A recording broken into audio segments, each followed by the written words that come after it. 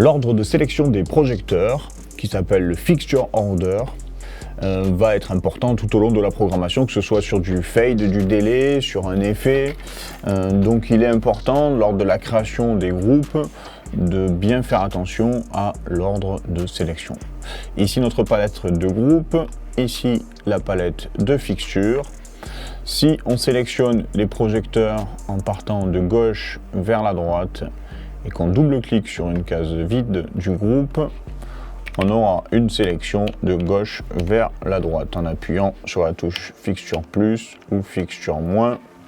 Ça me permet de me balader dans le groupe en sélectionnant les projecteurs un par un.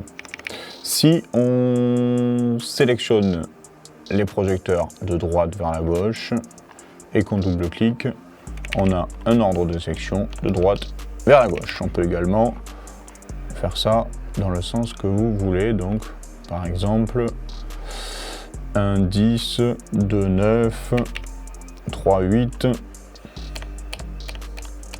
Voilà, on peut imaginer des effets par la suite avec déjà un ordre de sélection.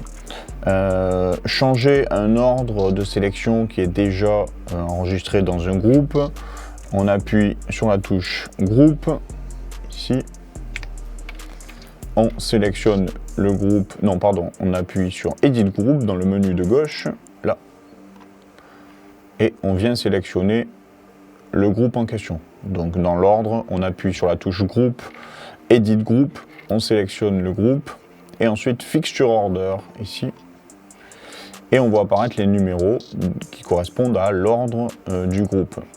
Donc on peut déjà le changer ici, ça peut se faire automatiquement si on fait par exemple à l'inverse, tac, 1, 2, 3, 4, 5, 6, 7, 8, 9. Ici on peut rentrer des numéros manuellement. Voilà, on pourrait faire 1, 2, 3. On peut également faire de la symétrie avec des numéros identiques.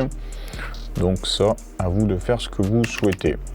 On a également, si on ouvre le groupe en appuyant sur la touche View, donc j'appuie sur View et je sélectionne un groupe, on a le Layout Group qui va nous permettre de voir l'ordre de sélection, de voir ce qu'il y a à l'intérieur du groupe, et par la suite, sur certains effets, de travailler le pixel map. Donc sur d'autres effets qu'on verra dans d'autres vidéos, sur la vidéo pixel map, le layout group va être très important. C'est là où toute l'implantation va se passer.